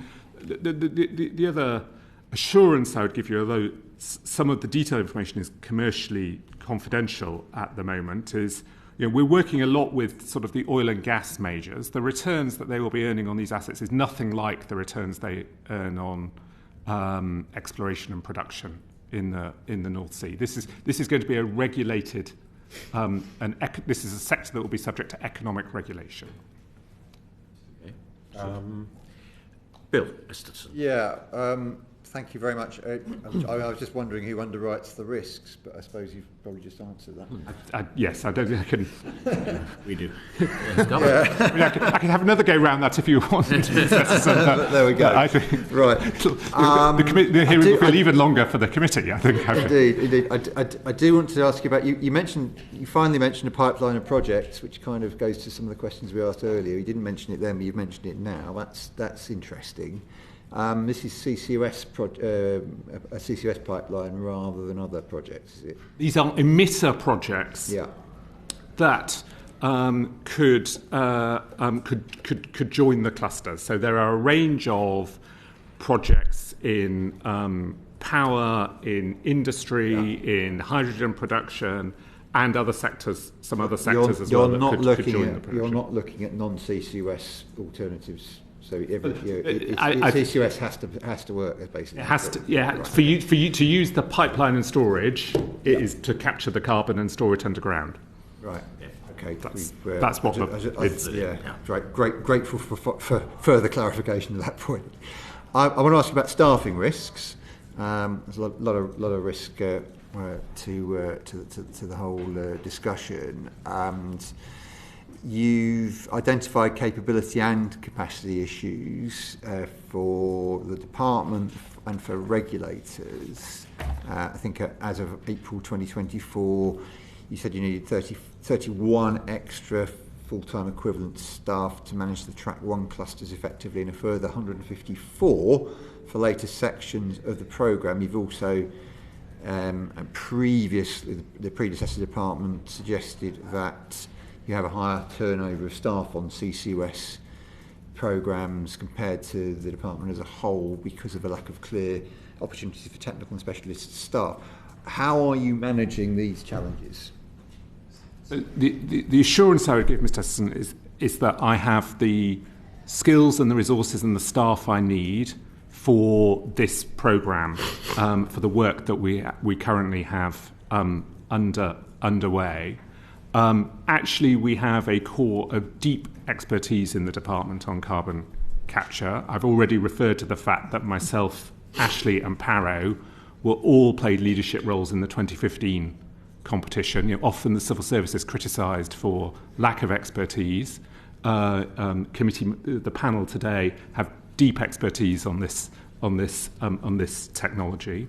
We have and corporate memory too. Indeed. We have nearly 300 people working on carbon capture and the associated programme on hydrogen as well. I think some of those numbers were some that can just. Sorry to interrupt you, but you said you have 300. Great, but you're saying you need half as many again. So that's materially. So that was an assessment made at a different point in time to the point where we are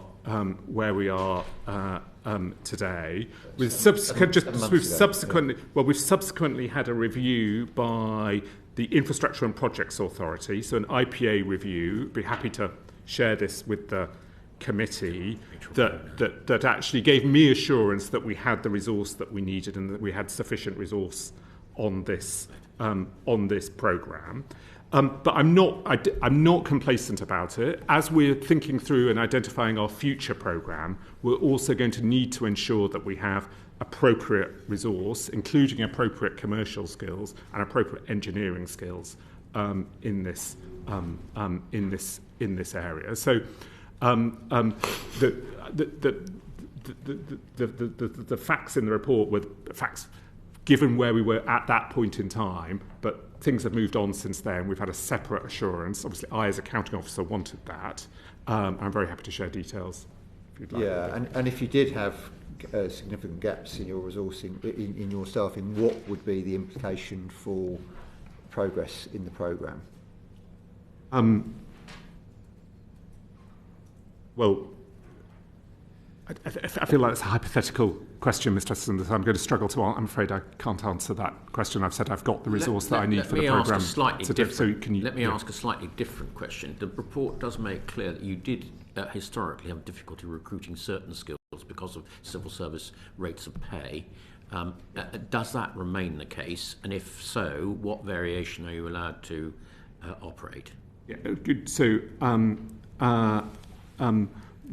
we do use some specialist technical capability that we procure separately to make sure that we have some of the specialist skills that we need that are, well, not necessarily be appropriate, certainly not would not be appropriate within a sort of civil service sort of pay structure that we need to do. I don't know if there's anything that you would add actually. I'd agree. Obviously, we do for some particular very highly specialised expertise. It would not be a sensible use of departmental resourcing to try and insource that. So we use professional technical advice.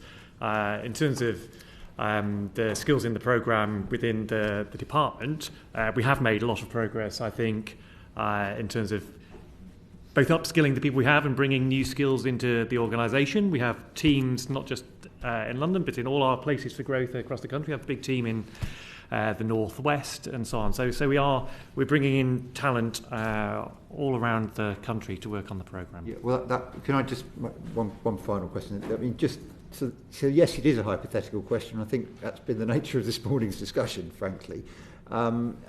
Is it fair to say that it is a significant risk if you don't fill those gaps?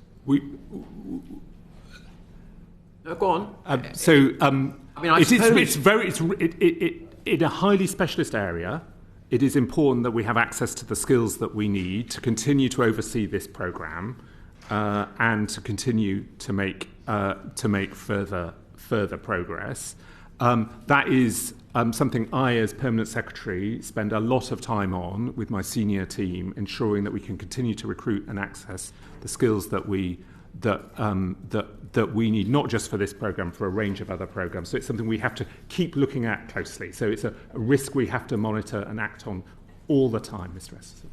Bill, listen, I think that's a fair assurance from the Permanent Secretary. We've got an answer then. Yeah, I think it's a fair assurance. Moving on, you've developed bespoke business models for carbon capture that outline how the risk can be shared between government and the private sector. And we're getting on now as to how we structure these deals. You obviously got huge enthusiasm for this project, and I can understand why. But what external scrutiny is given to these models to make sure that we are getting best value for money for the taxpayer? Thank you. So we have, as you say, we have a number of different business models. We've developed those business models through a very lengthy process of consultation with the industry to understand what is bankable, what is not bankable, what risk allocation is appropriate between them, and stress tested that both internally with our professional advisors. And of course we have our colleagues from the Treasury and the Infrastructure and Projects Authority work very closely with us. They're part of our programme structure to make sure that the instruments we're using in this programme are able to deliver value for money for the taxpayer and the consumer. So they're rigorously assessed through the process. Now, that doesn't mean we rest on our laurels, as it were. We're always looking to see, are there improvements we could make in our arrangements to drive even better value for money, and through the processes we've gone through, we've done that throughout. Well, you're going to publish quite a lot of information fairly shortly on the accounting officer assessment and the contracts and so on. So I imagine that this is something we would very much want to come back to. But okay, we'll leave it for there for the moment. But on terms of actually how you structure the deal, because if I were a venture capitalist putting in seed corn funding, which effectively is what you're doing, I would be wanting quite a significant slice of the equity cake. In other words, when these things come on stream, and we start to get, for example, if you were doing one for the cement manufacturers, they were then able to sell carbon-free cement because their CO2 was being captured. They were then going to be able to charge more for that special cement. They would be making bigger profits. Now, I'm just concerned that under your agreements that actually the taxpayer wouldn't be reaping the benefit from any of that. So we have structured the business models such that risks are borne by the sectors who are best able to bear them. And as Ashley mentioned, we have gone through significant period of developing this business model, which has included a lot of consultation with industry and a lot of third-party assurance as when industry and external analysts also fed back through the consultation. You're right in terms of the future. You would want the sector to sell low-carbon cement at higher prices to be able to access that. Those need to have future product standards which are being developed and ensuring that those product standards allow for low-carbon cement to be sold at higher prices. And again, that is something that we are working internationally to develop with our international partners, thinking internationally about how these product standards can be developed to allow for these low carbon markets to come forward. Yeah, with great respect, I've listened to that answer very carefully and it didn't answer my question. So let me try again. What I was saying is if the private sector makes a significant increase in profits from whatever one of these activities, it is surely only right that if the government puts in the seed corn money, which is effectively what you're doing, the government should get a share of that, and is that built into these economic models?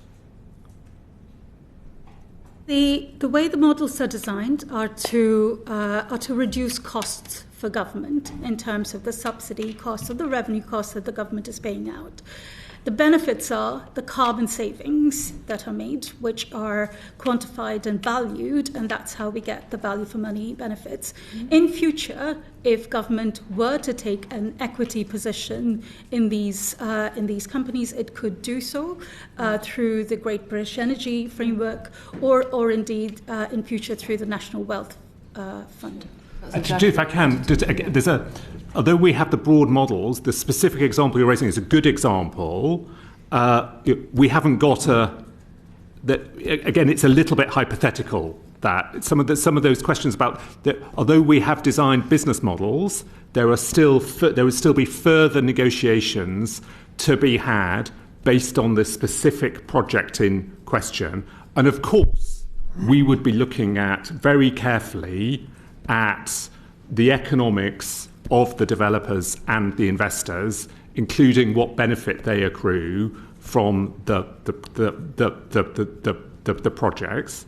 But at the moment, we haven't got a cement factory that we have agreed. No, I just used that as an example of the general concept. We agreed. What we have got is a power project where all the cost overrun risk is borne by the private sector, not by the taxpayer. We've agreed the dispatchable power agreement for that, and we will set out those details in due course. I think there is also quite an interesting question you're raising there that we will need to look at, which is should government either take equity stakes in projects, which would be one way to capture some of that upside, or a profit share arrangement in one of those upside. And that is exactly the sort of thing that the department is considering in an open-minded way as to what is appropriate to do for the next set of projects that we have coming down the line. It's not been a relevant issue, I don't think, for the power project, for the reasons that I've outlined, but it's something that we will keep in mind and consider for the future. Let me just follow the logic of this through. An answer to an earlier question on contingent liabilities, you were saying that in terms of insurance for some of these aspects of these projects, you would expect the market to take the first tranche and the government would underwrite the underwritable tranche above that. Surely if that is the case, the government is taking the ultimate risk in that case, surely the government ought to get some share of the ultimate profits. And bearing in mind, that, again, with the contingent liabilities, these are very long tail, but it does seem to me when you're thinking about how you negotiate these business arrangements, you ought to be thinking about that. I think that we think that the deals that we have struck are appropriate and do appropriate balance risk and reward and return for the private sector and for the taxpayer and for the consumer. But and I can't go to all the technical details of exactly how these contracts work today. We will set that out in due course. But I think we are absolutely alive to ensuring that there is an appropriate return and upside for the taxpayer and consumer on this. I don't know if Ashley wants to say a bit more. Just a couple more words, which is for these very first of a kind projects. Obviously, there's an inherent risk associated with them, and that is why it's appropriate for government to be involved with that, because the market couldn't sustain that risk on its own. As the market develops, that risk balance will move, and we set out our work in our CCS vision about the market evolving over time, such that the government can step further away from the risk and leave the market to bear it. In the case of insurance for storage risk, for example, we'll test the availability of that product through the lifetimes of the project. I absolutely take that point, Mr. Ibbett. And presumably now you've signed this first set of contracts. That will produce an incredibly better investment scenario for the private sector in the second tranche. So it is, from now on, you need to be thinking about this profit share or equity stake or whatever it is very carefully, and I think we will reflect on that as a committee in our report and make recommendations. I would ask the Treasury, Mr. Field, to think about that very carefully, because I don't think as a country, if we're putting in these vast amounts of money, we want to be actually, if possible, trying to recoup some of that money, albeit over many years to come, perhaps. Anna Dixon. Yeah, it was really just to press this point, Chair, that you've been making. I've heard something earlier, I think, from Ms. Konar about co-investment, GB Energy, the National Wealth Fund. Obviously, these projects in Track 1 have been long in the making. We recognise we're still sort of early in the new government. We've only just created GB Energy. But I think, if the public were listening today to the hearing, we're talking about, I think, £21.7 billion of public investment that we're looking to put in over some quite a long period. I appreciate, because these are long-term investments. But the numbers of sort of private sector investment, maybe this is an underestimate, but I was reading maybe attracting about 8 billion. So relatively speaking, this is a major public investment, and I think the public would want to know that there was going to be some payback and that we were going to have a stake in this, whether it be through GB Energy. And so really it is just to press the point about making sure as future projects come online and you're learning from and confidence in these investments grows, that we are, that on our behalf, you are striking deals which secure that investment for the public. So I think it's really just to press you on that point, that as you are designing and learning from this first tranche going into the next tranche, that will be something that you will be designing into the process and consulting further on. The reassurance I would give the committee is, of course, we're seeking to learn from our experience. These are the first projects that we have signed. I'd also include that the initial projects in the HyNet cluster as well that we've talked about at the start of the hearing today. And we will continually reflect on what is the best approach, what is the best way to structure projects in future. You'd expect me to say that. Yeah. Obviously, this government has set out a different approach perhaps to the previous administration in this sort of area, and that is obviously will be important. And in terms of it's clear that you as civil servants and in your department have invested a huge amount. You've got a large number of staff. A lot has been invested in this. I'm just really keen to make sure that, if anything goes off track, whether that be the costs spiralling, further delays, the various interdependencies in these projects, some part of that starting to go off track, the carbon benefits that were estimated don't get delivered, that there isn't a sort of no going back. I feel that there's just a real risk that, like so many years of failed projects, and finally we're on the cusp of making this investment. And for all you've said, there are proven technologies. You're also saying this is first of a kind. So I've flipped between going, oh yes, there's some track record elsewhere in the world, to going, we have no idea whether this is really going to work at this scale. And so if you find, for any of these reasons, that it is not going to deliver, how do you put the brakes on? How do we stop the momentum of this, which clearly your department has been on, let me use the word emission, sorry, I don't mean it in that sense, for a long time to pursue this technology. But we are on the cusp of something that is still first of a kind. So how will you put brakes on? Thank you. We have been working hard to deliver these projects. You wouldn't get this far if you don't work incredibly hard. These are in very, very complicated negotiations. It's a multi-party endeavour across a whole range of organisations. So I'm not in any way ashamed at about that. But we've done that in a way that is very hard-headed. We make sure that we have independent oversight and scrutiny of the work that we are doing, both in government but also externally. So welcome the NAO's report into this. It is something that we will monitor very, very closely in the months and the years to come. There are a lot of penalties in the arrangements that we have put in place if the developers underperform against these arrangements. Ultimately, Ofgem can revoke licences in some situations. So there are in these sorts of extreme cases that you're alluding to, but we have to be mindful of them up front. We have put robust arrangements in place. As we've discussed, though, there are some residual risks that it's not possible to entirely mitigate. That is the nature of developing this sort of technology at this scale in the country. So if they materialise, you're confident that there are ways of pulling back from very large-scale investments if those risks materialise. Correct. And it's not to take away, I'm sure, that you and your teams have been working extremely hard to get this deal. Thank you. To finish off, Oliver Ryan, please. Thank you. It was just very brief. Ms Konar, before when you answered the question to the chair, and I think that the answer was generally, no, we don't take a stake, but it'd be one to look at in the future. I think it was an interesting conversation. I'd like to see us looking at that in the future.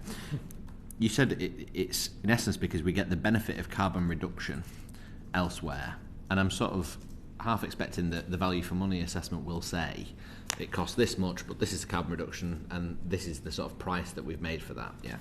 How do we do the calculation of the price and the value of the reduction in the carbon per tonnage? And is it a calculation that's done on the kind of alternative cost of removal, or is it done on the sort of the price that we set? Because to be frank, if you were to give that to the public, people would say it sounds like you're sort of picking a number out the air, pricing it to carbon, and then writing off all of your cost, basically. So how do you make the case that it's not that, and that there's a tangible kind of value for the taxpayer? You're absolutely right that the value for money assessment is trading off the costs of the projects against the value of the carbon saved. The value of and this is as per Green Book methodology that we follow. The value of the carbon saved is the social cost of carbon, which is published in the Green Book, and we draw our assessments from that, and we assess both in terms of the investments that we made as well as the carbon savings against a counterfactual of doing alternatives and in this case more expensive projects. Understood. Sorry, I understand. I suppose it reinforces my view, I guess, and it's not really one for this, that this is the kind of this is the offset of when you buy a ticket on a sort of budget airline, that you pay a cost. You realise you may not get much out of it, but you've paid it because you feel like you need to offset the carbon somewhere. You've bought a pack of loo roll and you need to pay to plant the tree. Yeah, this is what this feels like, and it's very expensive. And it's on a national scale, but it feels like it's the equivalent of taking 6 million cars off the road. Exactly, that's what it is. But it sort of feels like cash. But it's all justified because of the benefit of taking carbon out. That's the argument, isn't it? So the assessment is if we didn't proceed with these projects, what would we do instead? And the technologies that we'd need to use or the levers we'd need to pull are more expensive to the economy. Completely accept that as a kind of political argument, right? Without drifting into the policy area, I suppose there's just something to be said for when the value for money assessment gets made. I'd sort of like to see a little bit less of that and more of the kind of economic benefits to the thing, the fact that it's going to be mega efficient, and that if you're going to spend this money to plant that tree, that we're doing it in the best possible way. I think there's an assessment and a calculation that you can sort of try and make the risk. We need to go more broadly. Yeah. The 6 million cars off the road equivalent for each year. But it is the starting point. But there is more than that. The contracts have been designed to deliberately to ensure that they, as you would expect, to ensure that it is being spent as efficiently as it possibly can. We talked about the 2015 option being based on a different model that would have had higher financing costs than the model that we have taken and we have adopted now, for example. I would also highlight the jobs and growth benefit that come from this. I mentioned earlier I was up in Teesside last week. I think this will be I think over 2,000. I think there's about 3,000 construction jobs during construction for the Net Zero Teesside project. I think 60% of the supply chain will be domestic as well. So we are very, very focused on the wider benefits as well as just being focused on, if you like, the carbon itself as well. There needs to be this broader narrative around the project, but that needs to be backed by the substance as well. I'm going to reprimand myself because I'm going to ask one more question. We're over the 2 hours. I'm still concerned about this sort of financial discipline question in negotiating these contracts. And we've had a number of Oxford professors give us evidence. And one of their recommendations is that the government implement action in carbon storage obligations to help create a self-sustaining market, secure investment and align CCS policy with the polluter pays principle. Similar regulatory tools have proved effective in other sectors in driving transition to net zero. So we talk to the same academics, I think, as I've been talking to you. The carbon storage obligation is an idea that a number of people have talked about. It's a very complex policy question, but we continue to talk to the academics and others about those sorts of models that might evolve in the future. Right. Well, I think we've given you a fair run for your money. It's a complex problem. I commend you or department, Mr. Pocklington, because whatever our views on the subject, it is incredibly complicated. You've obviously worked extremely hard on getting thus far, so you are to be congratulated by that. And we are very pleased with the investment that's going into the North East and the jobs that you've created. Just mentioned just now, that's a good spin-off benefit, and hopefully the whole thing in the longer run will produce the carbon reductions that we all hope it will. So I think you've given us a lot to think about today. Can we thank you very much for subjecting yourselves to our questions, and we look forward to scrutinising these projects further in the future. The uncorrected version of the transcript will be available in the next few days. Order.